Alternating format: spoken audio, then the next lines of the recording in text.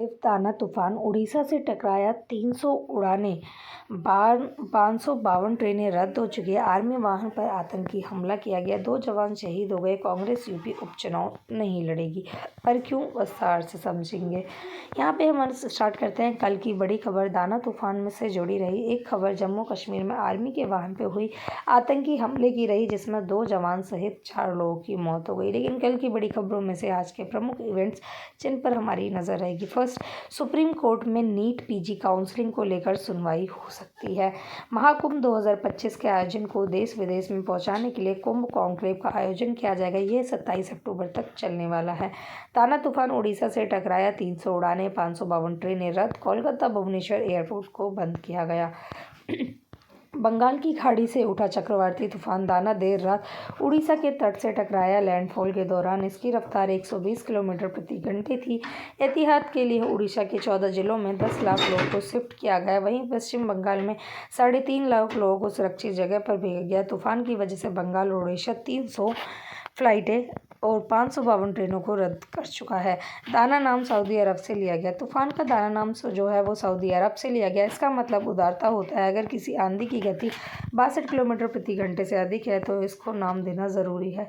यह हवा अगर 137 किलोमीटर प्रति घंटे तक पहुंचती है या इसे पार हो जाती है तो इसे चक्रवर्ती तूफान कहा जाता है। जम्मू कश्मीर में सेना के वाहन पर आतंकी हमला, 2 जवान सहित 2 पोर्टर की मौत भी हो गई। जम्मू कश्मीर के बारामूला जिले में गुलमर्ग में एलओसी के पास सेना के वाहन पर आतंकी हमला हुआ, जिसमें 2 जवान शहीद हो गए, 1 घायल हुआ और हाल ही में सामने ले जाने मदद करने वाले 2 रिपोर्टर की भी मौत हो गई। पोर्टर पहाड़ी इलाके और फ्रंट पोस्ट पर सेना का सामान पहुंचाने में मदद करते थे, इसलिए पहले गुरुवार शाम पुलवामा में आतंकियों ने एक मजदूर पर गोलीबारी की थी। वह अस्पताल में फिलहाल एडमिट है।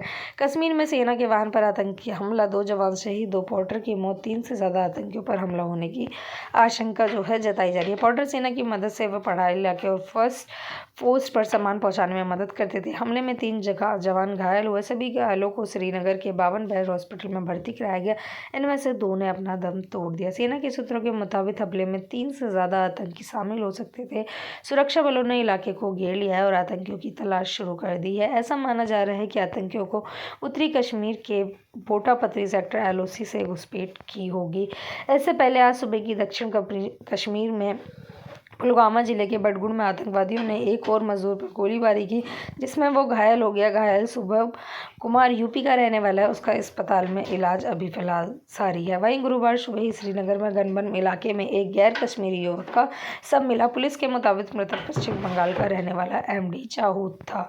जम्मू कश्मीर में बीते 1 हफ्ते में गैर कश्मीरियों पर हमला हो रहा है। तीसरा हमला है लगातार। इससे पहले 20 अक्टूबर को गांदरबल और 18 अक्टूबर को शोपियां में आतंकियों ने टारगेट किलिंग को अंजाम दिया था, जिसमें 7 लोगों की मौत भी हो गई थी।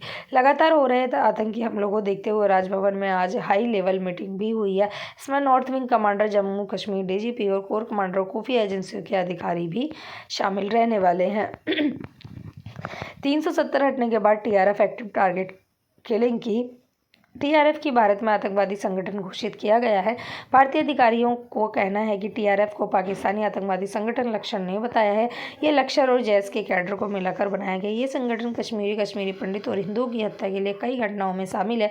2019 में जम्मू कश्मीर में धारा 370 हटाए जाने के बाद टीआरएफ ज़्यादा एक्टिव हो गया है। हाल ही हमलों की जिम्मेदारी लश्कर नहीं बल्कि टीआरएफ लेता है। टीआरएफ का मकसद क्या है? 2020 के बाद टीआरएफ टारगेट किलिंग की ज़्यादा घटनाओं में शामिल रहा। कश्मीरी पंडितों, प्रवासी कामगारों और सरकारी अफसरों, नेताओं और सिक्योरिटी लॉरेंस को निशाना बनाना है। 370 हटने के बाद सरकारी योजनाओं पर कश्मीरी पंडित के पुनर्वास की योजना का पानी फेरना और अस्थिरता फैलाने वाले इसमें मकसद है। इससे सरकार या पुलिस में काम करने वाले उन स्थानीय मुसलमानों को भी निशाना बनाया गया है जिसे वो भारत का करीबी भी मानते हैं।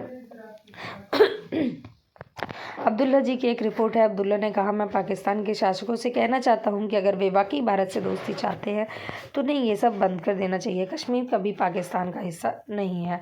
मुझे नहीं पता कि भारत को क्या कार्रवाई करनी चाहिए। केंद्र सरकार का अधिकार क्षेत्र है।